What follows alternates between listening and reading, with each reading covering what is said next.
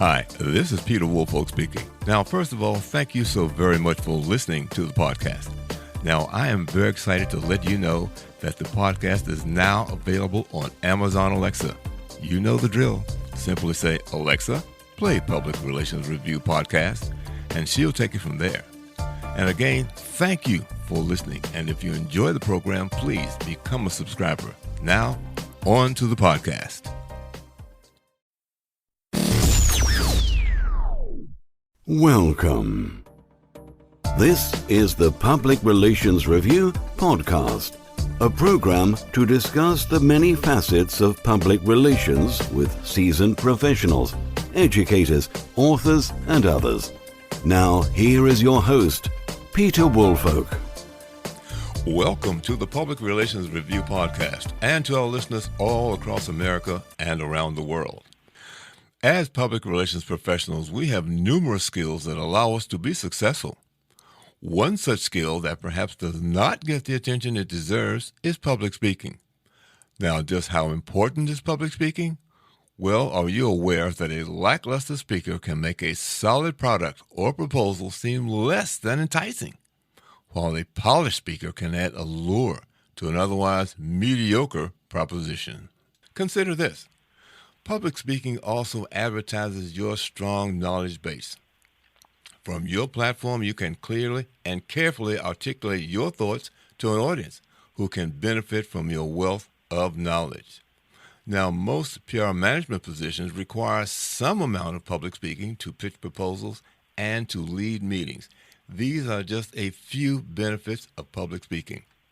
My guest today has been coaching business leaders, executives, public speakers, and entertainers for over 25 years.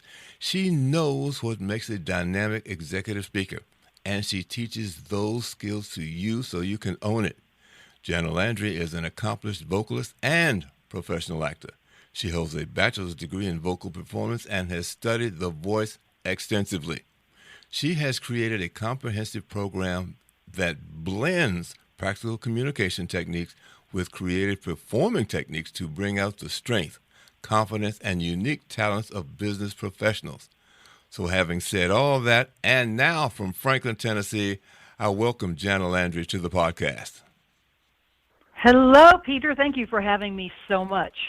Well, I'm glad As Peter said, I'm certainly glad to have you here. There's no question about that. I think this is going to be a good conversation. it's going to be fun and interesting for your listeners. I think the voice is so compelling and interesting. It elicits emotion, but it also can make or break a presentation if you don't know how to use it properly. So we're going to talk a little about that today. Well, I agree. I tell you what, let's start out then by talking about some of the major shortcomings of not being a good public speaker. Okay. Well, so let's just think about this for a minute. Our voices are the most important sense that we learn to use as human beings, from a small child all the way up to adulthood. As I said earlier, it elicits the most emotion of all of them. It causes people to react simply by the physics of the human voice and what it does once you breathe properly and you send that sound wave out into the air. So if it's not appealing to begin with, Peter, then people tend to tune out and they don't listen. So it's important to understand first and foremost just the physics of how to work your voice a little bit, and I'll talk about that in a minute. Secondly, we have become a very immediate society. We make decisions in 3 to 5 seconds now, as opposed to many years ago, simply because we have a lot of noise out there through visual stimulus with traditional media and everything we see, what we hear out there in radio and social media and that kind of stuff, as well as the sound itself. So we're making decisions very, very quickly in who we want to use and who we trust. That trust factor is very important. It makes or breaks a presentation and a sale, simply because if we believe the person that we're listening to, then we will listen to them and we will want to hear more about what they have to say. Mm-hmm. So between just the sonic, the physics of the voice, and what you're talking to your clients and your audience is very, very important.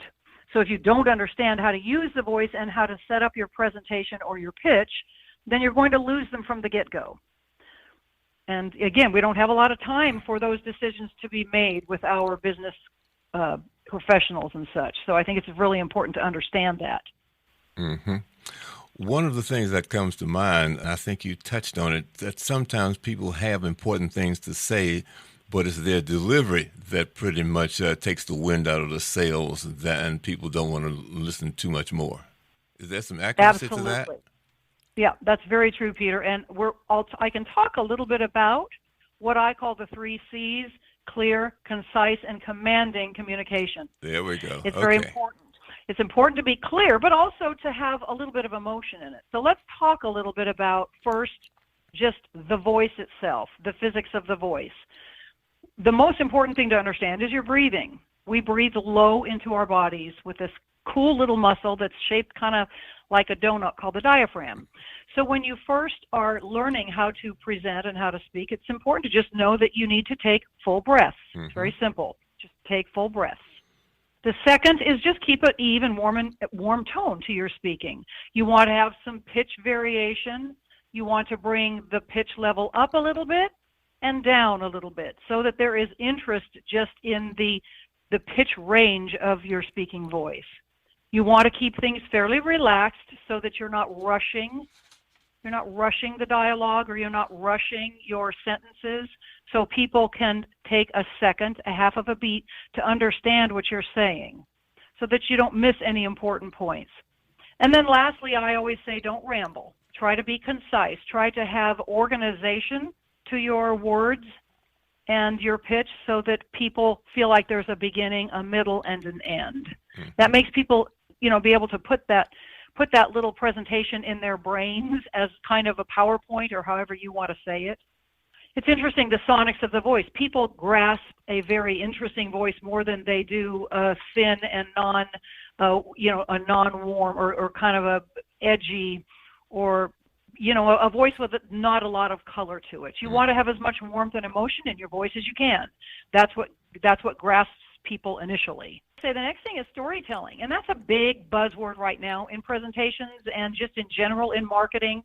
We have such little time now to make the choices about our brands and the people that we align with that it's very important to put a little bit of you in your presentation. Mm-hmm. And what I mean by that is, just don't be afraid to talk a little bit about something personal, how it affected you personally when you're talking about something that's of importance to a business client or a group. People want to know their brands. They want to know who they're talking to on a bit more of a personal basis than they used to years ago. So I always say it's kind of fun to interject humor or to interject something funny that happened in relation to whatever it is you're talking about. If you're pitching an auto company, you might tell a funny story about your car, or something having to do with food or vacation.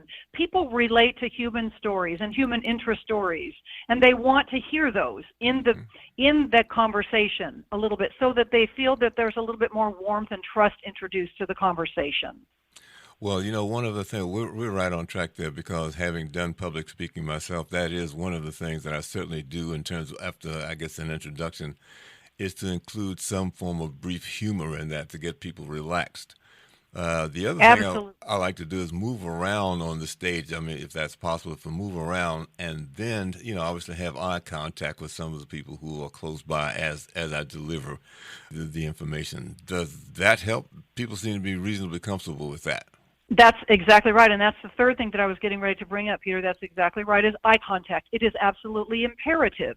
If your eyes are darting from person to person, they're not going to trust you.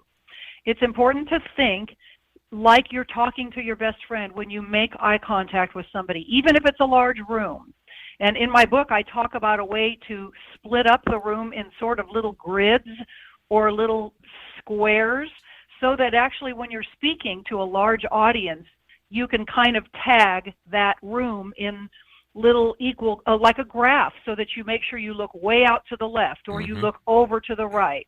You make sure that you talk a little bit to the front of the room, but also that you talk to the back of the room, which oftentimes kind of feels like they're not included with a lot of public speakers if they're not speaking to the back of the room as well. And then also try to stay on somebody for 2 or 3 phrases, you know what I mean, so that you're not darting around, your eyes are darting around. Again, that eye contact elicits trust. It elicits confidence. It elicits relaxation and calm, and that's very important when you're talking to business professionals. You want them to feel calm. You want them to feel that you're the trusted advisor. What, in your experience, has been perhaps the largest mistake that you have seen some speakers make?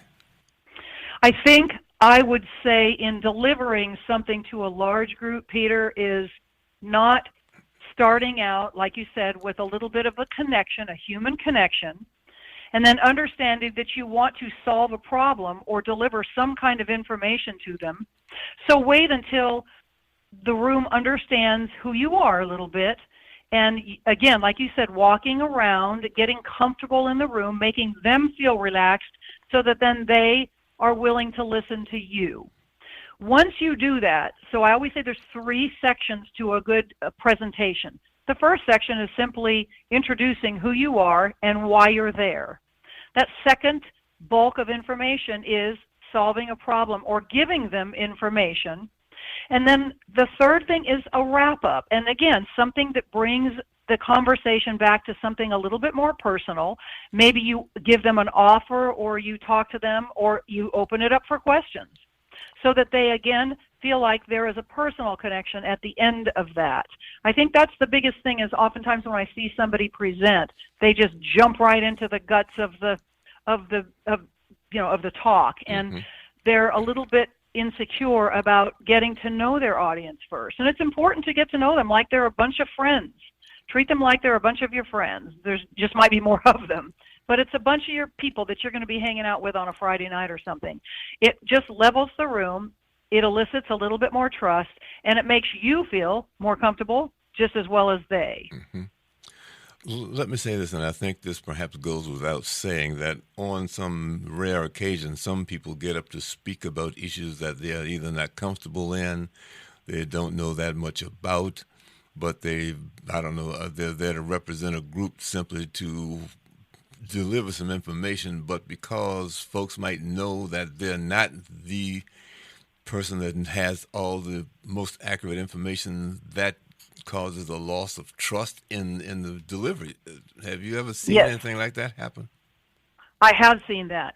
And the thing that's a little scary is oftentimes if people are a little bit insecure about speaking in public, they will bring somebody else up to do that. And I always say that's the wrong attitude to take. Anybody can learn how to get up in front of people and talk as long as they believe in what they're saying or they're passionate about what they're saying. And so that's why the fundamental skills are important to learn.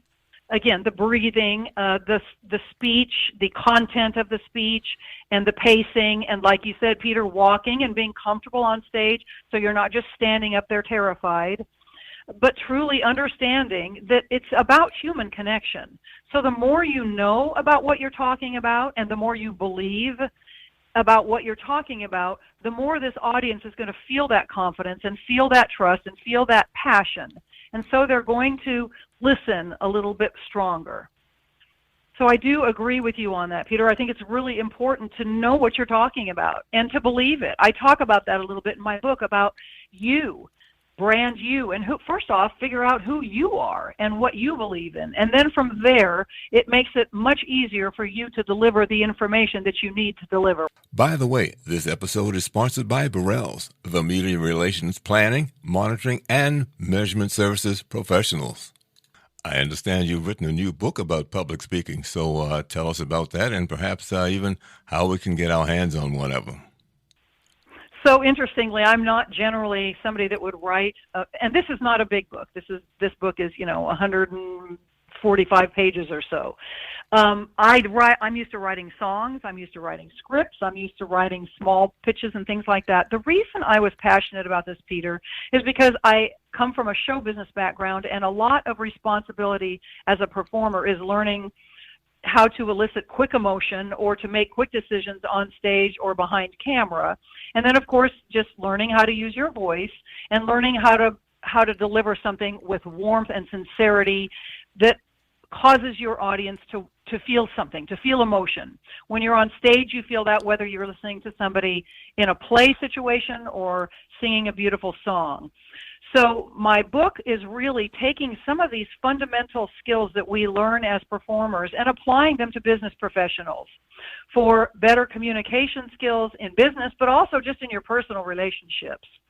I've been doing this for a long time with performers, and then as I moved into doing this and coaching professionals, I found that these skills are very similar. I can teach professionals that are non-performers the same sort of fundamental issues that we learn as performers. And so it's a kind of a workbook. It's called Dazzle Your Listener, Find Your Voice, and Captivate Your Audience. And it really is just an instructional book that kind of utilizes our practical tools to master your communication for business, but also for personal growth. So after most of the chapters that I have a few little challenges, what I call challenges. And basically they're just you calling up things in your past that make you communicate the way you do, or practicing some of your breathing skills, writing down some fun things about you that you could put into some of your speeches or some of your pitches. So I have like kind of little homework assignments after several of the chapters. Mm-hmm. I've been thinking about writing the book for about 10 years now. That being said, with busy schedules as we all have as professionals, the pandemic was a little bit good to me in that sense, in that I really got time to focus on finally putting this book together. Mm-hmm. So it's called Dazzle Your Listener, Find Your Voice, and Captivate Your Audience, and it's on Amazon now. You can go on to Amazon and type in Dazzle Your Listener and Janna Landry, and it'll pop up. Well, and it's a great little tool. It's kind of a fun little workbook tool. And by the way, everybody, if you have any questions at all about anything having to do with the voice, presenting, or how to give a great speech, jump on my website at jannalandry.com. That's www.jannalandry.com. There is an area there where you can shoot me a quick question, and I will respond to you immediately, and we can dialogue about it. Thank you. Well, that's good to hear. Let me just sort of maybe go in the other direction for a second. If someone has become good at it, whatever it is that they do, how would you suggest that they begin practicing to become a public speaker, so that they can overcome some of maybe they can't overcome the audience because they need to get in front of one, but practice some of the skills we had just talked about? How would you suggest that they begin to start doing that? What I suggest is first understanding your voice. There are a lot of voice teachers out there, and I have, again, been teaching that with singers, actors, and speakers for a long time. It's important to find somebody that understands not just the singing voice, but the speaking voice, if you are not confident with your voice at hand, because there are actual exercises that you can do that will enhance and fatten your voice, make your voice more appealing. Breathing exercises, tonal exercises. We do a lot of vowel kinds of exercises where you're working 2 and 3 vowels together, which is very much the way speech is. So I would say first and foremost, just understand how your voice works. And here's why I say that, Peter. One of the biggest obstacles, and I would say the number one thing that I hear over and over again from my clients over the past 25 years is, I am terrified to get up and speak on a microphone. Mm-hmm. And here's what I tell them. A microphone is just a little tiny piece of metal that's amplifying your voice, your passion, all of your beautiful experience that you have learned in life. There is no reason to be afraid of it.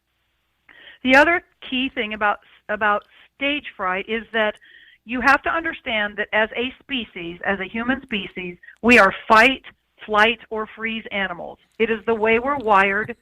We can't get away from it. Isn't going to go away. So you really just have to learn how to understand your body and what it does when you're frightened or when you walk up to a microphone. And the first thing I tell my clients is just breathe. Take a few seconds to breathe. Your audience is not going to fall apart if you take a few seconds to just relax, look at them, smile, breathe a couple of deep breaths. It will help you center. It helps to take away all of that adrenaline and that cortisol that's running through your body, because we are fight or flight animals. It's a very simple biological process that happens, and you just have to learn how to manage it. So I say first, just understand your physical body, the breathing, the stage fright, the tonality. Second, I would say know how to give a good, fun talk where people are going to be engaged. That has to do with understanding the spoken word and how to place it, as we talked about a few minutes ago, having something at the beginning that's just fun and humorous that people go, oh, okay, this person is human. Mm-hmm. I don't have to be intimidated by them, and they don't have to be intimidated by me. I'm there to listen. Then you put in, I talk about the guts of the speech. That's where you get into the information that you want them to know. And then simply wrap up with something, again, that relaxes the room, that makes them want to engage with you at the end of your pitch. It's just as important at the end as it is at the beginning to engage your audience, to have them really want to listen to you. Mm-hmm. And then the third thing I'll say is go practice on your friends. I talk about this in my book. Go get a group of your fun, trusted friends together, have them over some Friday night, offer them some appetizers and maybe some cocktails if you want to, and give a little mini speech to them and say, hey guys, I want your feedback. I want to know what you think about this. I want to know how I did. What kind of feedback can you give me? What do you think I need to improve on? Do I need to slow down? Do I need to speed up? Do I look terrified or do I look relaxed? That's the best place to start, is with some trusted friends or even colleagues that you trust that will give you good feedback and that don't have any agenda, except just to support you. Well, that sounds like it really sounds like a great idea. Now, is there anything that we may have missed that you think the listeners should know? Well, I think it's important to know that this is not some big, giant, scary thing out there that we cannot accomplish. Everybody, and I talk about this, everybody can learn how to get up in front of a group of people and talk. It's just human-to-human contact.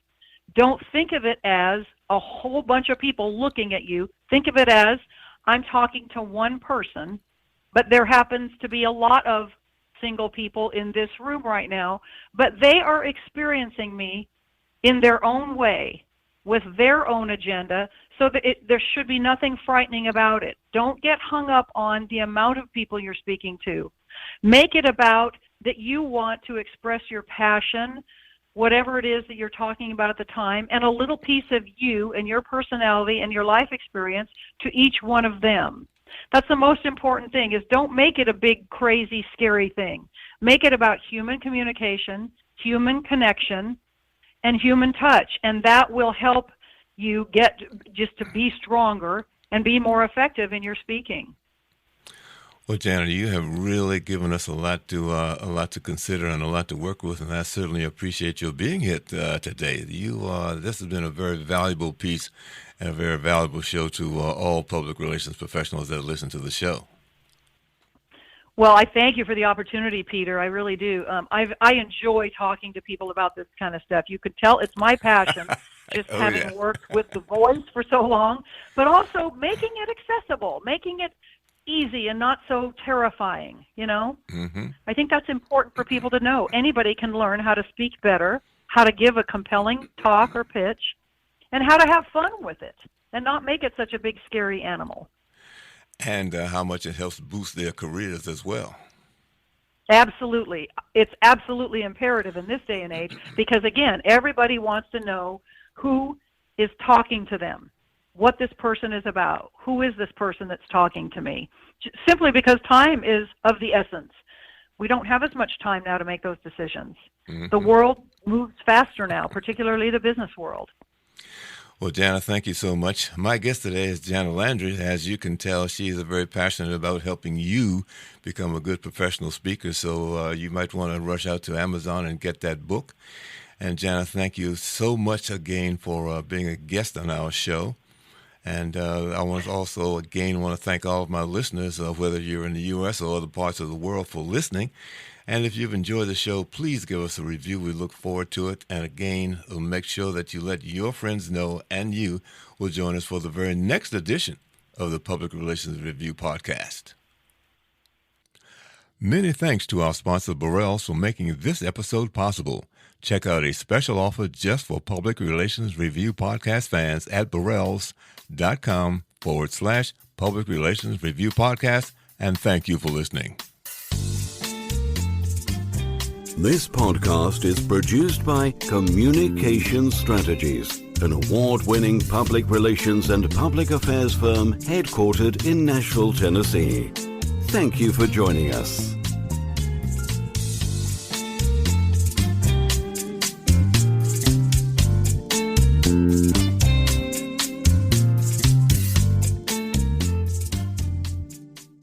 Hello, this is Peter Woolfolk. First, let me say thank you so much for being a listener. Now, I want to alert you to our shiny new podcast website located at podpage.com. However, you can go directly to the podcast site located at publicrelationsreviewpodcast.com. There, you can contact me through email. You can leave a voice message. You can leave a review. You can read an episode blog and frequently learn about the podcast guests. You might also want to suggest podcast topic ideas or even suggest a guest. You can also let me know if you would like to receive our podcast listener logo that you can post on your social media. So I look forward to hearing from you about our new podcast website. Thank you so much for listening to the Public Relations Review podcast, and have a great day.